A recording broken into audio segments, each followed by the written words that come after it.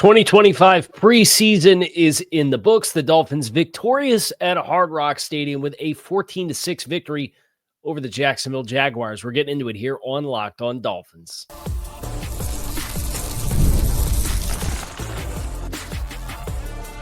You are Locked On Dolphins, your daily Miami Dolphins podcast, part of the Locked On Podcast Network, your team every day. All right, Miami, welcome to another episode of Locked On Dolphins. It is your team every day here on the Locked On Network. I'm your host, Kyle Krabs, a lifelong Miami Dolphins fan, host of Locked On Dolphins, co-host of Locked On NFL Scouting, author of Touchdown Miami on Substack, NFL staff writer for A to Z Sports. I want to give a special welcome and shout out to our everydayers because it is your team every day here on the Locked On Network. We don't just say it. We live it. Dolphins for the second time in as many weekends, victorious in the preseason. One-score win over the Jacksonville Jaguars, courtesy of a 14-6 victory. We're going to get into the game script. We're going to get into the standouts in a good way and a bad way. We're going to get into some of the post-game fallout, and that includes what the heck's going on with Jason Sanders. That's going to get into what the heck's going on with the first team offense and Anthony Campanile coming back to town and throwing a bunch of blitzes at the Dolphins and how the Dolphins picked it up and so on and so forth. But just let's go with the quick rundown first. The game-winning score is the first score of the game. The Dolphins took a lead with the first team offense on their third possession of the game to go downfield, have a fourth down conversion, 25-yard catch and run by Malik Washington to take the lead. They go for two. They get the two-point conversion on a juggling catch from Pharaoh Brown on the front pylon and take an 8-0 lead that they would not rescind the rest of the way. The second touchdown comes courtesy of a scamper from inside the red zone by Mike Boone. I believe it was 7 yards out was the scoring distance. It was the first possession of the second half. The Dolphins came out of halftime with an 8-6 lead. Jacksonville scores 2 field goals in this game. Dolphins finished with 239 yards of offense on 8 possessions. Not a lot of possessions in this game. Both teams only had 8. Jacksonville finishes with 207 yards of offense. Miami 4.3 yards per play, Jacksonville 3.9. Penalties was an area where I think the Dolphins can hang their hat on here.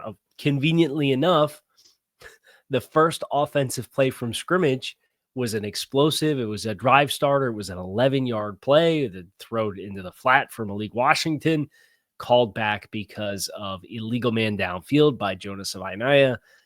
Ticky-tack, maybe. But at the end of the day, they call it, and they called it tight. Jacksonville penalized 8 times for 60 yards. They had 1 turnover courtesy of John Saunders jumping a pass late in this game by Seth Hennigan. Impressive ball skills on that play, 51 yards on the return. Looking for a block that he couldn't get from Cam Dantzler that maybe could have sprung him to score on a pick 6. Neither here nor there. I do want to not just sit here and read through the box score, and I want to get into the first team offense. And I understand there's some context, and I try not to ride the highs too high and ride the lows too low. But this team came out flat offensively. I think that's the first thing that stands out to me, where Jacksonville had a list of about 30 names that didn't dress for this game. And I don't know if it was, hey, we've really leaned into the competitive nature of the joint practices, or hey, they're not playing their starters, or I don't know what it was, but this is the kind of start to a game that you as an offense have with Jacksonville not playing their starters. You play a good team and you start a game like that, you're going to get the ball back for your third possession. You're going to be down 2 scores, whether that's 10-0 or 14-0, or maybe you get lucky and you're down 6-0 and you force 2 field goals because your defense bows up in the red zone. Can't happen. Like it was sloppy. It was, and some of it contextually is the Anthony Campanile pressures that he brought, and the Dolphins were hot often, and he Tua Tagovailoa tries to get the ball out into the flat to Ollie Gordon on a swing, and the ball gets knocked down by the hot runner. Tua takes a sack because you get a free runner. There's another sack that takes place for, I believe it was Zach Wilson, where there was a looper and the tackle pushes down and they don't pass off the stunt that looped all the way back around from the other side. So you give credit where credit's due for Jacksonville and the scheme, and they disguised some of their pressure opportunities well. But the Dolphins didn't have pressure plans, and some of that is game plan, right? Some of that is coming in, hey, we know they like to throw this out. Hey, if we get this look, maybe there's going to be a pressure look. What's our hot answer on this play? Some of that can be applicable, but some of it also cannot. And that's the part that I got hung up with for the Dolphins in their first two drives, especially because they look like they wanted to throw the ball. And Ollie Gordon, spoiler alert, when we get to the standouts, Ollie Gordon was one of the starring players in this game, in my opinion, for the Dolphins on either side of the ball. 8 carries for 43 yards. Physical. And he's stepping up and he's cutting down linebackers and he's smacking defensive backs trying to run through interior gaps. And I thought he did a nice job in protection. Was it perfect? No, but he was physical. He would step up. He provided depth in the pocket. He cut some guys. He stayed up and thudded some guys. He ran hard. He ran downhill. He was a tone setter. He challenged guys in the open field. Like, that's the kind of edge when you're talking about this football team. And I saw Aaron Brewer mowing guys down too. You see, that's the kind of edge that I think this football team really, if you can lean into that as part of the identity and not the entire identity, because that's not realistic. When you have some of the weapons, some of your best players, you want to find the ways to get your best players the ball. I understand that. But, man, Ollie, he ran with authority in this football game, and I thought it was really impressive, and I thought the ancillary things, you're seeing the growth in real time. Mike McDaniel alluded to such during the post-game press conference. So, spoiler alert, we're getting out in front of it a little bit, but amongst the standouts, offensively, I had 2. I have some quarterback takes, but I had 2. Ollie Gordon was 1. We're going to get into the rest of the standouts in a good way or in a bad way next here on Locked On Dolphins. Post-game club dub week 3, the preseason 14-6 over Jacksonville. It's more coming your way next. Make sure you guys stick with us. Guys, you've probably heard of Viagra or Cialis. Maybe you've even tried them for yourself, but if you're looking for something beyond the usual pill, it's time to meet Rugiet Ready. Rugiet Ready is a next-gen prescription treatment designed to amplify arousal in the brain and boost blood flow. Unlike usual pills that can take hours to kick in, Rugiet's 3-in-1 formula dissolves under your tongue and kicks in fast on average in just 15 minutes. Effects can last up to 36 hours, so you can stay confident and in control when the moment is right. Head to Rugiet.com/LockedOnNFL and use code LockedOnNFL to get 15% off today. That's RUGIET.com/LockedOnNFL. Use promo code LockedOnNFL for 15% off. Join the over 150,000 men who have already made the switch. It's completely online, discreet, and they can ship it directly to your front door. Individual results may vary based on prescription treatment. Compounded drugs are permitted to be prescribed by federal law, but are not FDA approved and do not undergo FDA safety, effectiveness, and manufacturing review. Please visit the Rugiet website for full safety information. August 26th is officially FanDuel Futures Day, a brand new holiday for football fans who live for bold predictions and postseason hunches. For just 24 hours, FanDuel is giving you deals on NFL season predictions, whether you're calling your MVP shot, that long shot division winner, you're ready to crowd your Super Bowl champ before week 1 even kicks off, whatever gut feelings you have for the postseason or throughout the regular season, August 26th is your time to shine.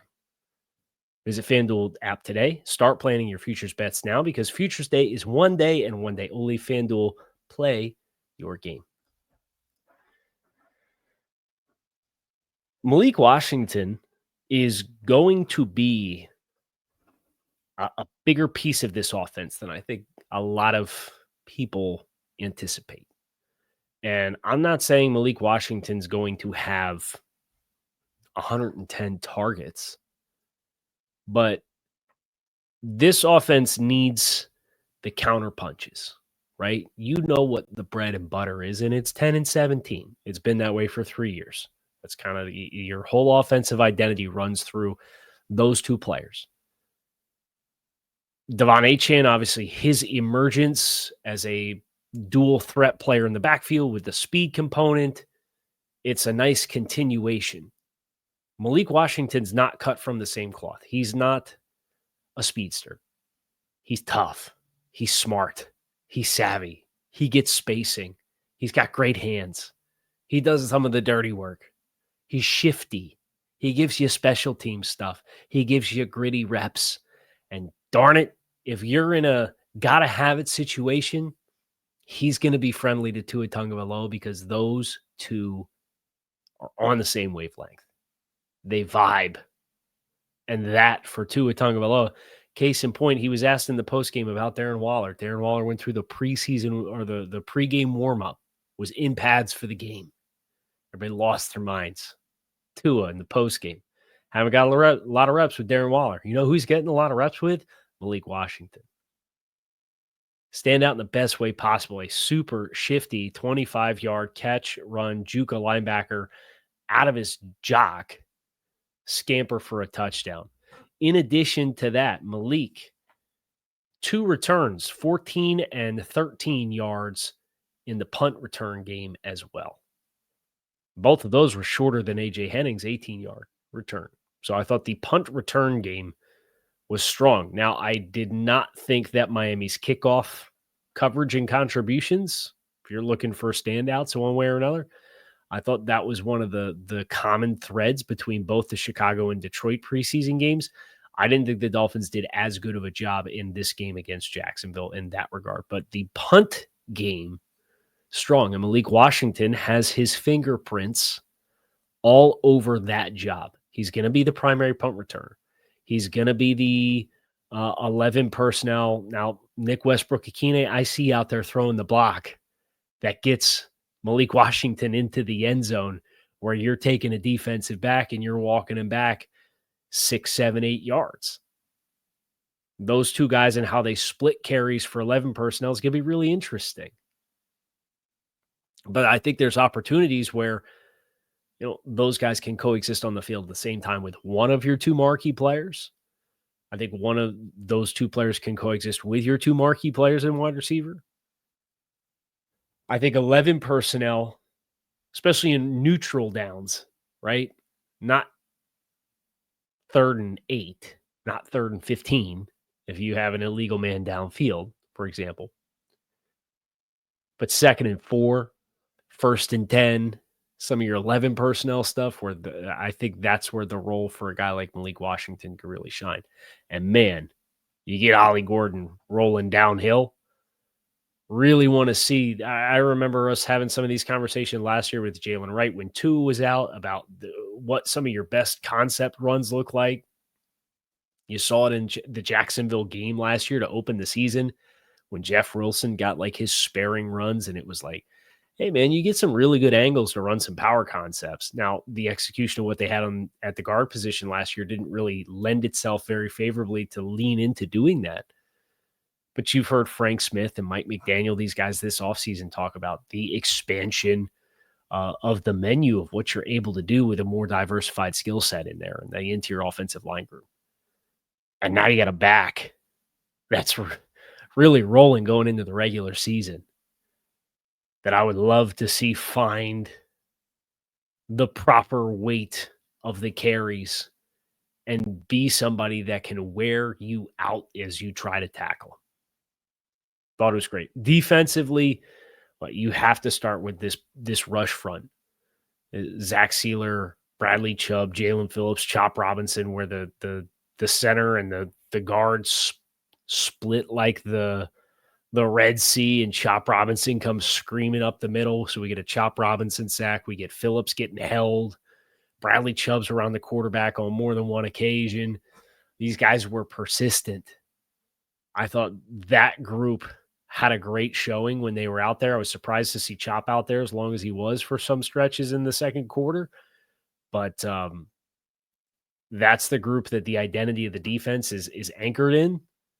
And you saw splash impact to the degree in which you would expect, given who Jacksonville did and did not dress throughout the course of this game.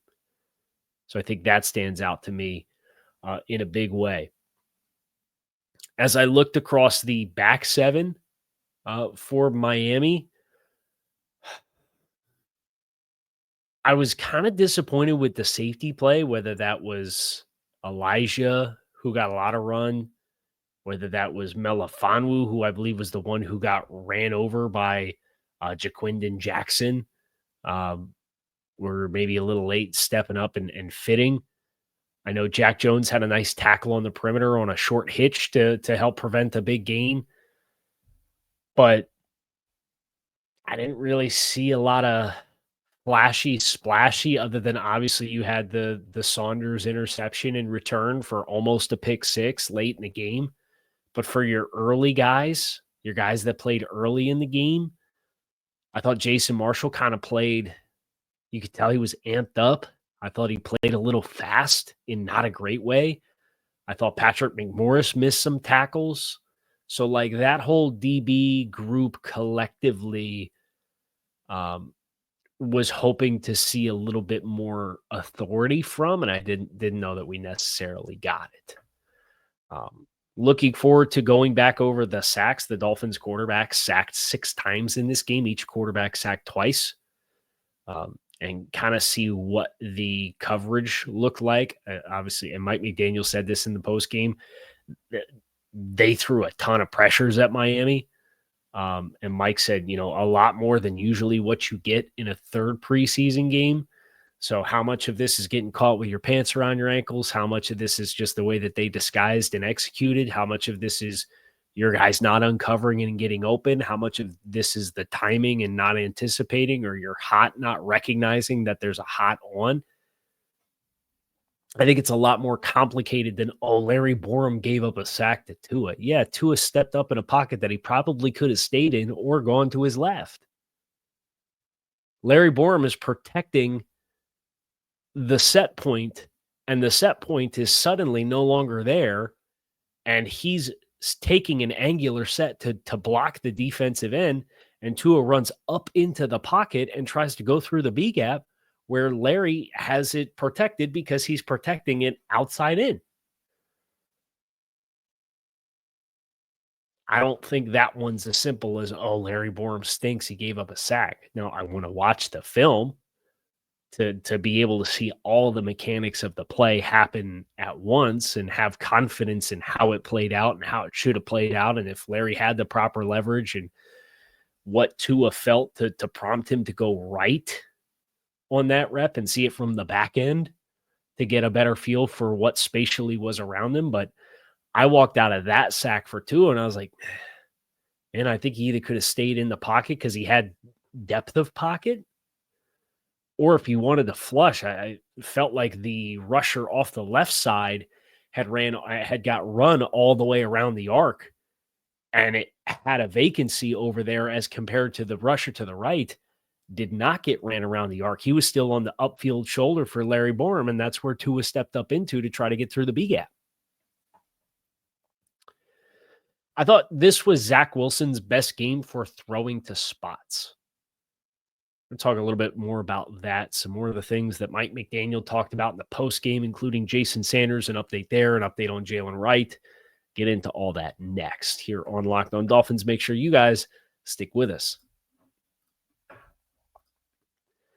Today's episode of Locked On Dolphins is presented by Yahoo Fantasy. The NFL season is right around the corner, and you could feel the buzz. Fantasy football season is here. Everyone's researching, drafting, building championship squads. If you haven't joined the league yet, now is the time, and it's happening on Yahoo Fantasy. This year, I am playing Yahoo Fantasy Football, and you should too, whether you are a first-timer or a veteran creating your millionth league. Yahoo Fantasy is loaded with fun ways to compete and brand new features that make the game even better. With season kickoff on September 4th, now is the time to start playing on Yahoo Fantasy.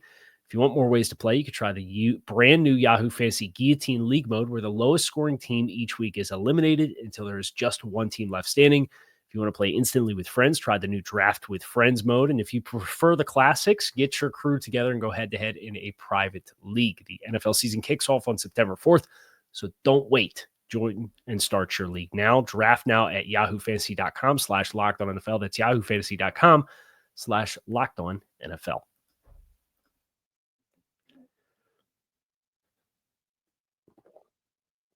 Over on A to Z Sports, I put out my 53 and my 53 projection for Miami. Not a fun exercise. Some guys that I did not want to cut. But I do have that up over at A to Z Sports. Plan on doing some content around that exercise, that thought exercise, probably either on Monday or on Touchdown Miami tomorrow night. So we'll see. But if you're worried about Jason Sanders, don't be. Mike McDaniel said in the postgame that he should be fine for the regular season. He offered to kick extra points in the game. They wanted to kind of take on the challenge of, hey, let's see what a Jake Bailey field goal attempt looks like. Spoiler alert, doesn't look very good. We wanted to get the 2-point conversion work, they said. So doesn't sound like there's anything serious there for Jason Sanders. So speaking of Yahoo Fantasy, if he's your fantasy kicker, or if you're just really invested in Jason $, you can rest easy and know that he should be fine and good to go for when the Dolphins play in Indianapolis in week 1. Jalen Wright doesn't sound like the Dolphins will have the same luxury. He was referred to by Mike McDaniel as week to week. The Dolphins, of course, 2 weeks away from the start of the regular season against the Colts. Usually week to week for Mike. Sometimes you get guys that end up being 2 weeks. Most of the time, it's like a 3 to 4 week thing. It's multiple weeks that you'll miss. Jalen Wright banged up in the joint practice. Jordan Brooks was in pads. Did an interview with Mike Cugno. So he looks to be fine. If you had concerns about Jordan Brooks getting banged up at the end of the joint practice against Jacksonville, we're all thumbs up on that regard as well. Mike, talking about this game,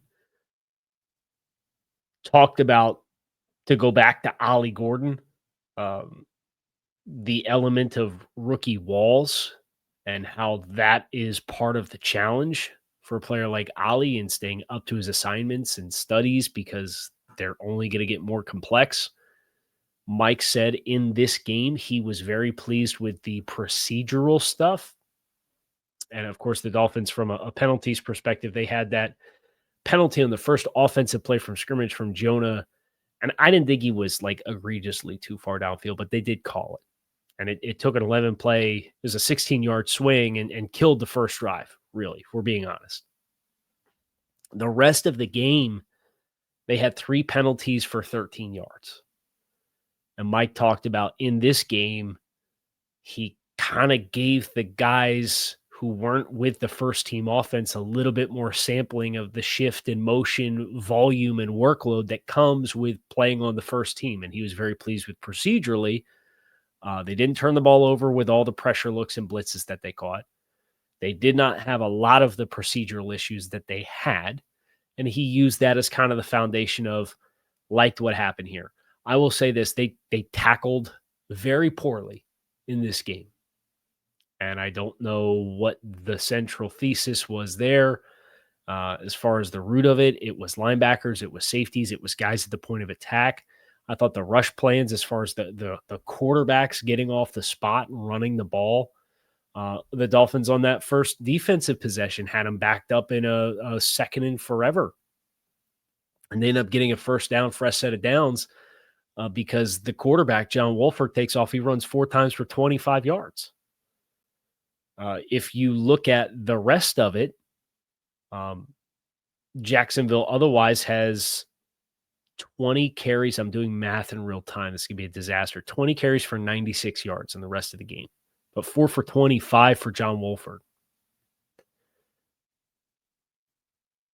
I thought whether it was Benito Jones and Jordan Phillips or whoever, Matthew Butler was in there for a period of this early stretch of the game, they did not have very complimentary rush lanes on the interior. I thought it popped in a big way. So that'll be something to watch. Obviously, you didn't get a lot of Zach Sealer samplings. You didn't get a lot of Kenneth Grant. Kenneth Grant didn't dress for the game. He's somebody that should be fine as well. But that's the challenge with those names that did play, is the pass rush profile. And you kind of saw why, where once they commit to rushing half a man and you're trying to push up the field, if you got to retrace and get back up and cross face again, that life can be a little hard. That is going to do it for us tonight. It's about 11:15 p.m. on Saturday night.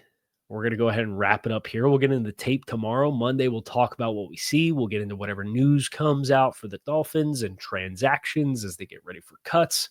Lots of great stuff coming your way. As I mentioned, I dropped the 53-man roster prediction over at A to Z Sports this evening as well. So go swing over and check that out. Kyle Krabs, keep it locked in right here. Locked on Dolphins, your team every day. Appreciate you guys for checking out the show. Enjoy another stop in Club Dub this preseason. Dolphins finish the 2025 preseason 2-0-1. Lost some joint practices, but didn't lose any preseason games. I'm out of here. Go Fins. Talk to y'all again soon.